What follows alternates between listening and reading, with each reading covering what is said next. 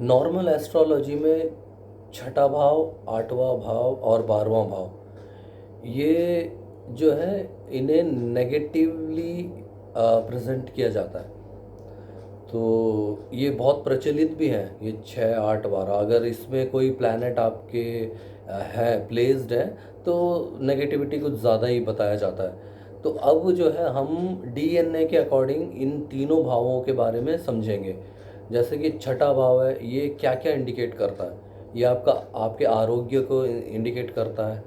और जो है कोर्ट केस झगड़ा, और जो है आप लोन लोन आप लेते हैं उधार, ये सारी चीज़ जो है आपके कॉम्पिटिटर, आपके दुश्मन जो हैं, वो छठे भाव को इंडिकेट करते हैं। और यही आप आठवें भाव में देखेंगे, वो क्या इंडिकेट करता है। एक्सीडेंट टाइप की चीज़ें जो है आठवां भाव इंडिकेट करता है। अभी बारहवां भाव आप देखेंगे, वो जो है फॉरेन लाइफ, फॉरेन जॉब, ये सारी चीज़ वो इंडिकेट करता है। अभी देखिए, ये तीनों भाव जो है आपको तब तक इनके बारे में एक्सपीरियंस नहीं होगा जब तक पहली बार आप ट्राई ना करें। तो ये जो है एक सीक्रेटिव भाव है। जब तक आपको एक्सपीरियंस नहीं होगा, जैसे मान लीजिए जब तक आपने लोन नहीं लिया होगा तब तक उसका प्रायर एक्सपीरियंस आपको, मतलब पहले का एक्सपीरियंस रहा ही नहीं होगा। पहली बार लोन लेने के बाद ही आपको एक्सपीरियंस होगा।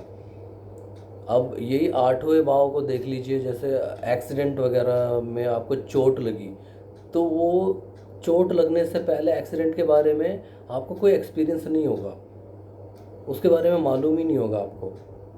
जब आप एक्सीडेंट होके चोट लग जाएगी तब आपको पता लगेगा कि हाँ, एक्सीडेंट का जो है महत्व।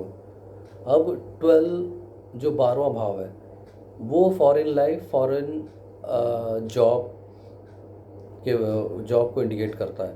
अब जब तक आप फॉरेन नहीं जाएंगे तब तक आपको वहाँ का एक्सपीरियंस नहीं होगा।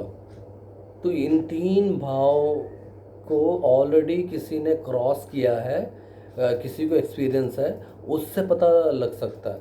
अदरवाइज़ हम जो है जब तक हम लोन ना ले लें, हम उसके बारे में हमें पहले का कोई नॉलेज नहीं होगा। तो ऐसे हमें एक्सपीरियंस मिलेगा इन तीन भावों के बारे में। और अब मान लीजिए इन तीनों भावों में हम जो है अगर कोई प्लैनेट आ जाता है तो उसको कैसे हम देख सकते हैं। तो अभी मान लीजिए छठे भाव में कोई प्लैनेट, ये गुरु प्लैनेट को ले लेते हैं। अब गुरु किसका कारक है? पुत्र का कारक है। अब पुत्र का कारक है, तो जो छठा भाव है वो कैसे एग्जीक्यूट होगा आपके लिए? आपके पुत्र की वजह से, उसकी वजह से आप लोन ले रहे हैं, या उसकी वजह से आप जो है किसी उलझन में हैं, या उसकी वजह से जो है आप पे उधार है, या उसकी वजह से कोर्ट केस है। ठीक है। तो ये जो है छठा भाव आपका एग्जीक्यूट किसकी वजह से हुआ? आपके पुत्र की वजह से। अब मान लीजिए यही शुक्र ग्रह जो है वो है छठे भाव में। अब शुक्र ग्रह क्या इंडिकेट करता है? वाइफ को या आपकी बुआ को या फिर बड़ी बहन को इंडिकेट करता है।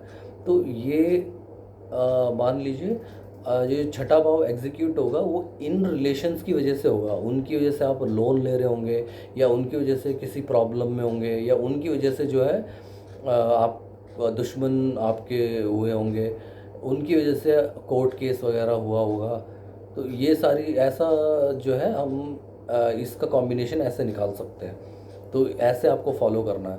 अब देखिए, आप सही से गौर करेंगे, ये जो छठा भाव, आठवां भाव और बारहवां भाव, ये जो है राहु केतु के भाव हैं। अब कैसे, वो हम देखते हैं।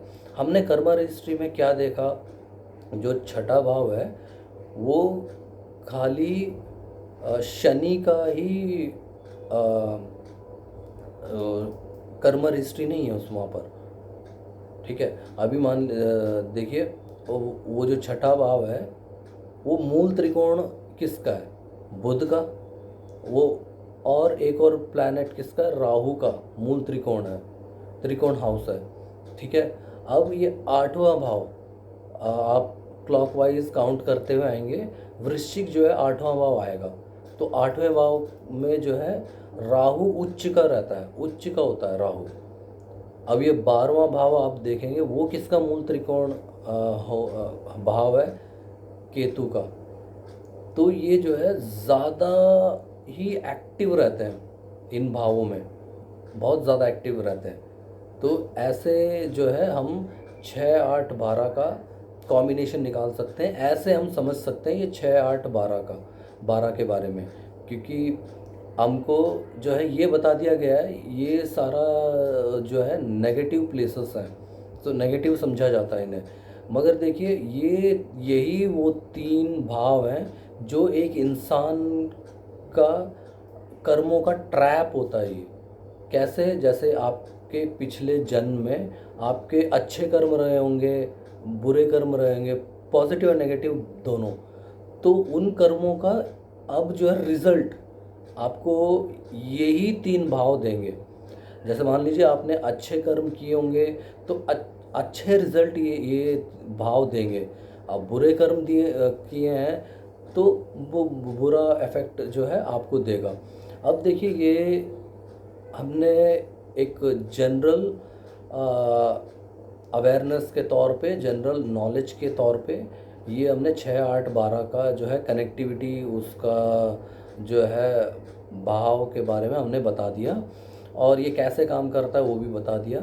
अब ये एंटायर प्रेडिक्शन नहीं है, इसके लिए हमें क्या चाहिए होगा, जातक की पूरी कुंडली चाहिए होगी, जिसे देखकर हम एनालाइज कर सकते हैं उसको 6ठे भाव से, 8वें भाव से, 12वें भाव से नेगेटिविटी मिल रही है या पॉजिटिविटी मिल रही है। तो 6, 8, 12 भाव के बारे में इस वीडियो में इतना ही। हम फर्दर वीडियो में, नेक्स्ट वीडियोस में जो है इस टाइप की इन्फॉर्मेशन हम देखेंगे।